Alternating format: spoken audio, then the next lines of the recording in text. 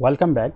So this is tip number 3 in circuit analysis, and in this tip we are going to discuss a very simple circuit in which we have two resistors which are connected across a voltage source here. Okay, so this is, let me call it V of S, this is R1, this is R2. Okay, so let me call this is V2, and I have to find the value of V2, which is VR2, such like that the value of R1 and R2 are similar.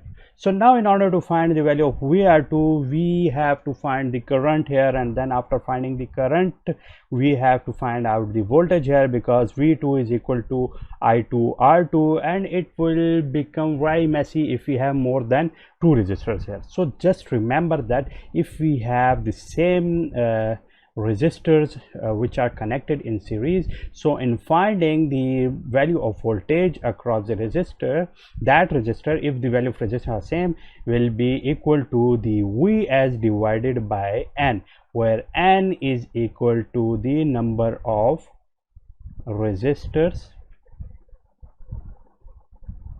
which are same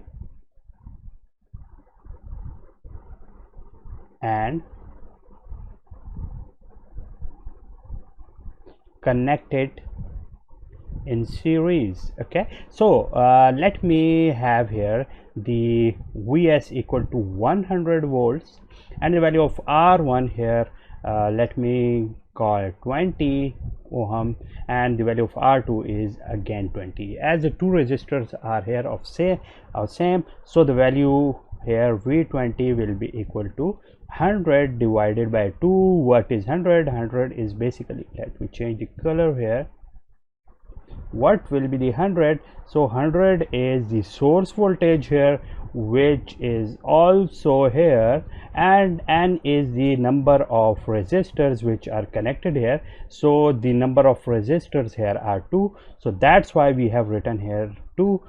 So value of V2 will be equal to 50 ohm. Okay, similarly if we have here, it is not 20, if we have here 30 or 300, let me call it 300. Okay, if the values here are 300, let me remove it and write it clearly here. R1 is 300 ohm, R2 is also 300 ohm. So what will be the V300?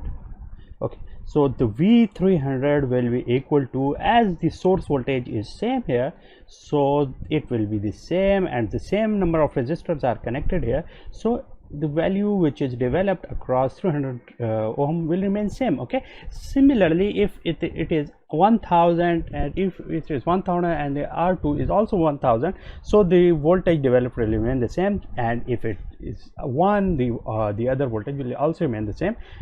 In order to prove it, how to prove it, let me have R1 equal to, so R1 divided by R1 plus R2 multiplied by Vs, and this is due to the voltage divider law. Okay, so it will happen here. So if R1 is equal to R2 equal to R, so what will happen here, VR1 will be equal to R divided by R plus R multiplied by Vs, or R divided by 2R multiplied by Vs. Okay, let me move down here.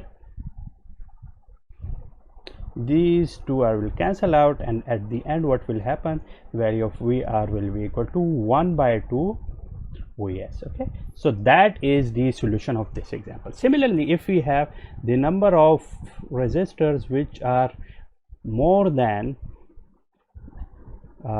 2, so how to find the voltage here, and the resistors here are of equal value. So if here R1, R2, R3, R4, and here this is the V of S, so what will be the value of this V3? Okay, so as we have, as the values of R1 is equal to the R2 is equal to R3 is equal to R4, so the value of Vs will be sorry, the value of v3 will be equal to the vs divided by the number of total resistors which are same.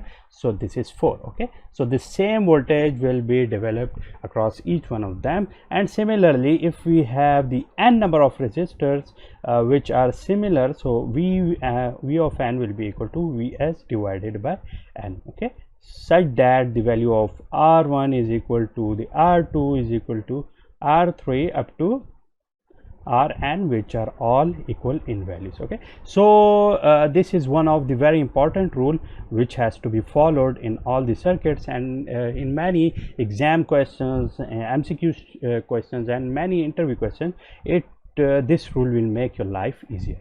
Okay, thank you so much, and I will see you with other tips and tricks very soon. Thank you so much, and I'll see you soon.